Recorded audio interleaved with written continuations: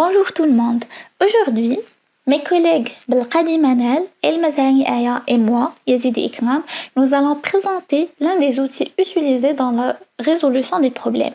C'est le brainstorming. Tout d'abord, on va commencer par répondre à la question qu'est-ce qu'un brainstorming? Puis, on va voir la préparation du brainstorming pour entamer la collecte des idées et à la fin, on va voir la sélection des meilleures idées, comment ça se fait. Pour répondre à la question qu'est-ce qu'un brainstorming, nous devons voir tout d'abord une définition, puis les 4 phases du brainstorming et après on va essayer de décrire les rôles majeurs du brainstorming, c'est l'animateur et le secrétaire.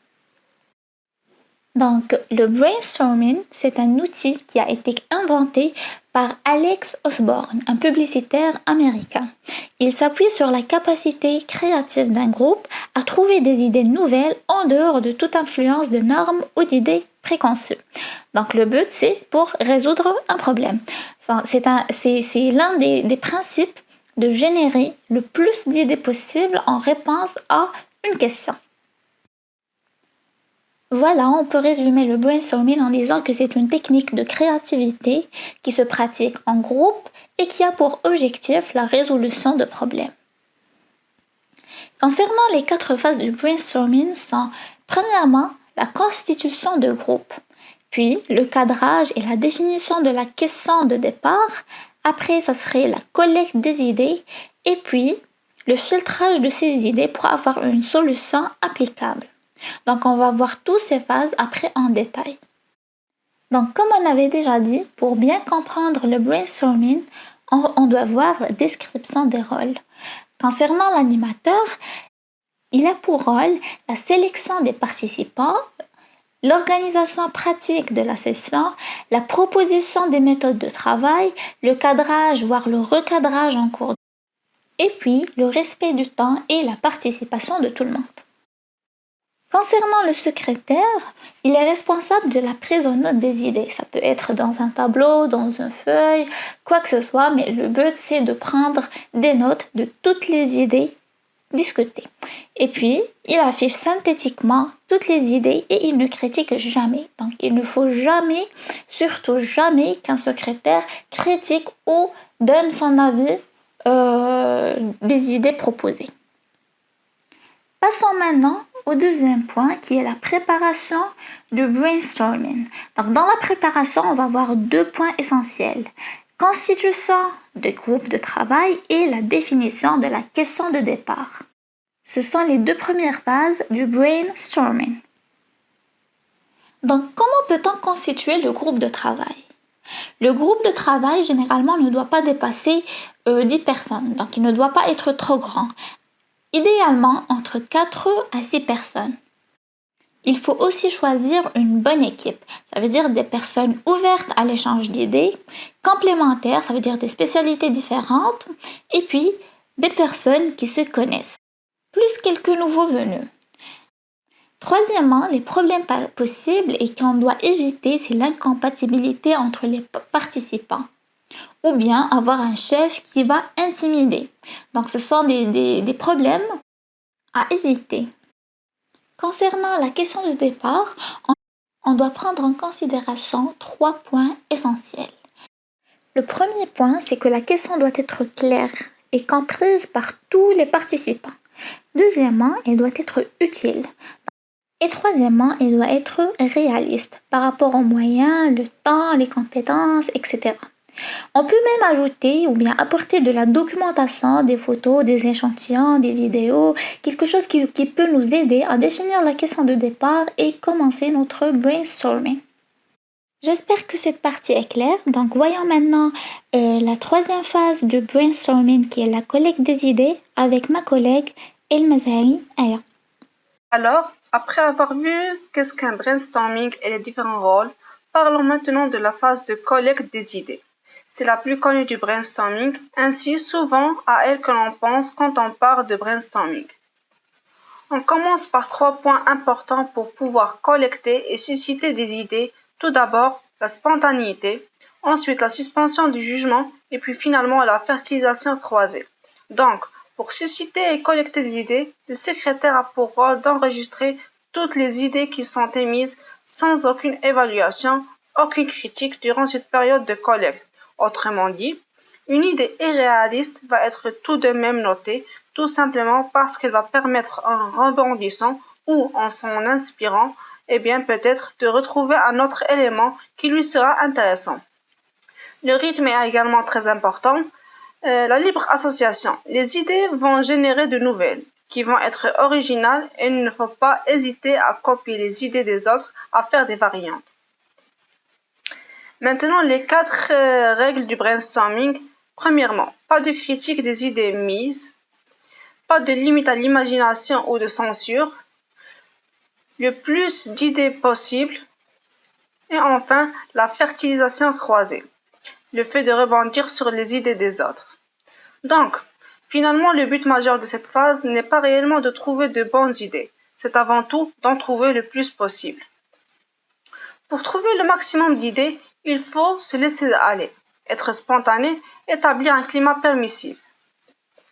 Le rôle de l'animateur, justement, est avant tout un facilitateur. Donc, ce n'est pas lui qui produit les idées, mais c'est lui qui gère le processus pour qu'il se déroule de la meilleure façon possible. Il va notamment intervenir si le processus ralentit ou si le rythme baisse pour pouvoir proposer de nouveaux procédés de créativité. Il a aussi comme rôle de recadrer, éviter que des personnes en fassent des apartés ou le fait que le groupe ne soit plus productif, qu'il ait des sous-groupes qui discutent d'autres sujets ou si jamais on s'éloigne trop de la question de départ. Il faut savoir recadrer lorsqu'on est trop spontané. Le secrétaire. Le rôle du secrétaire est celui qui note toutes les idées émises. C'est la mémoire du processus, donc ce qui ne note pas est perdu. Non seulement il note toutes les idées émises, mais il les partage, donc il permet à tous de les voir afin de faire fonctionner la fameuse fertilisation croisée. Un exemple pratique pour noter des idées est d'utiliser un PC lié à un vidéoprojecteur et puis d'utiliser une mind map. Et donc, on peut rapidement prendre en note, trier toutes les idées qui sont proposées. Les méthodes de production d'idées. Alors, je cite en premier la spontanéité. On note toutes les idées au fur et à mesure qu'elles viennent et de nouvelles personnes surenchérissent sur les idées des autres. Deuxièmement, le tour de table. L'avantage du tour de table, c'est qu'on va donner la parole chacun à son tour. Les post-it. On peut par exemple acheter des post-it de couleurs et demander aux participants de les remplir. Par exemple, une couleur pour chaque catégorie d'idées.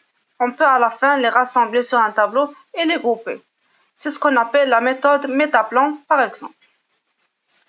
La méthode des 6 chapeaux. Le principe, c'est que chaque participant doit adopter l'un des 6 chapeaux, qui correspond à une manière de penser.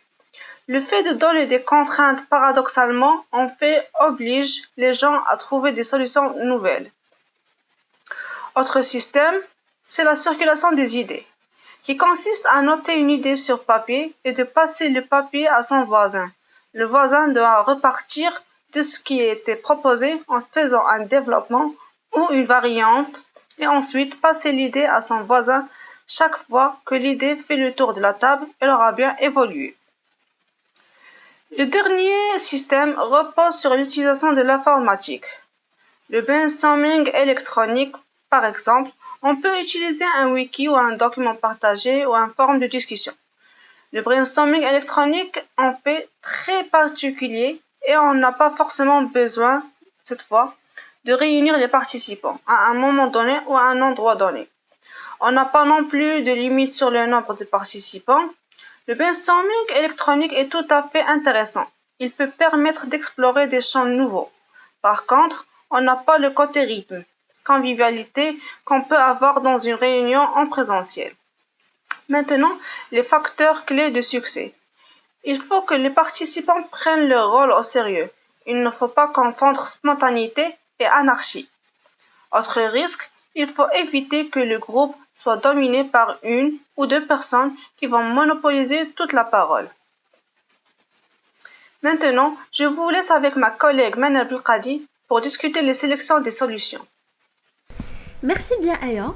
Alors dans la dernière partie de cette formation sur le brainstorming, nous allons passer à une phase qui est plus délicate et c'est la partie que l'on oublie souvent. Et c'est dramatique parce qu'un brainstorming n'a pas d'utilité s'il n'arrive pas à déboucher sur quelque chose de concret. Donc dans cette partie, nous aborderons la sélection des meilleures idées. Après la collecte, on va chercher des critères en se basant sur une méthode de travail pour finalement arriver à un consensus sur les idées qui seront adoptées plus tard.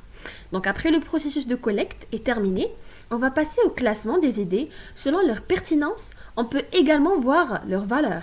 Donc, on va se mettre dans un processus de jugement. Pour cela, il y a 2 points importants à fixer. Le premier, c'est de se mettre d'accord sur les critères finalement pour savoir qu'est-ce qu'une bonne idée. Puis, deuxième point, il nous faut une méthode de travail, c'est-à-dire comment procéder pour arriver à cette sélection.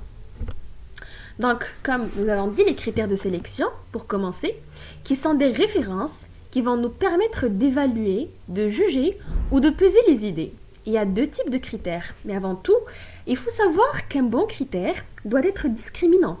Bien sûr, car il faut faire le tri et trouver le critère qui va différencier. Ensuite, il faut avoir des priorités. On aura des critères qui vont être plus importants que d'autres et donc on pourra les pondérer. Donc on a dit qu'il y a 2 types, critères de qualification et critères de qualité. Pour critères de qualification, qui sont simples à retrouver, il suffit de revenir à la question de départ et extraire ou éliminer les idées qui ont été hors cadre, c'est-à-dire qui ne répondent pas à la question ou la problématique. Ensuite, les critères de qualité, ces derniers vont permettre de départager les idées qui restent et on a 2 types. Générique, on dit générique parce qu'en général, quel que soit le problème rencontré, on va toujours avoir les mêmes attentes. Donc on va devoir trouver une solution rapide ou facile à mettre en place, qui fonctionne bien, et bien sûr on cherchera à ce qu'elle coûte le minimum de ressources et bien évidemment d'argent. Deuxième type spécifique qui sont liés à la stratégie de l'entreprise, par exemple, mettre en avant le service client, implication du personnel, etc. Ici, nous allons voir un exemple de critères pour chercher un travail. Il y a des critères de qualification, par exemple existence ou ouverture de poste. Bien sûr, pour déposer sa candidature, il faut que le poste existe. Autre point, la correspondance à votre profil. Si vous avez une spécialité juridique, eh bien, vous ne pouvez pas déposer votre candidature, par exemple, sur un poste de créatif dans une agence de publicité, puisqu'il ne correspond pas à votre profil. Et puis ensuite, il y a les critères de qualité comme les intérêts personnels, les rémunérations, la localisation, et ainsi de suite. Alors, appliquer les critères méthodes. C'est-à-dire, maintenant, pour appliquer ces critères, il nous faut bien sûr une méthode. Alors, quelles sont les méthodes ou les démarches possibles? La plus simple et qui consiste à prendre chaque critère et faire un vote. Ce dernier est rapide, il suffit de faire la somme des votes et voir qui a capitalisé le plus de points. Autre manière de faire, c'est de discuter ce qu'on appelle le consensus, qui prend un peu plus de temps, mais qui en général aboutit à des meilleurs choix. Troisième type de méthode est celle du verrou. Le principe, c'est lorsqu'on rencontre des gens de différentes spécialités et champs de travail, eh bien si une seule personne confirme que l'idée est inapplicable ou impossible ou qu'elle pose un problème au niveau de la sécurité par exemple, alors on la bloque. Ensuite, il y a la méthode à 2 stades qui consiste à faire une présélection, ce qu'on appelle une shortlist, et puis travailler de manière plus détaillée sur cette présélection. À noter, l'animateur qui a un rôle très important, ce n'est pas lui qui prend les décisions, mais qui propose les méthodes et doit vérifier que tous les membres sont d'accord avant de lancer le processus.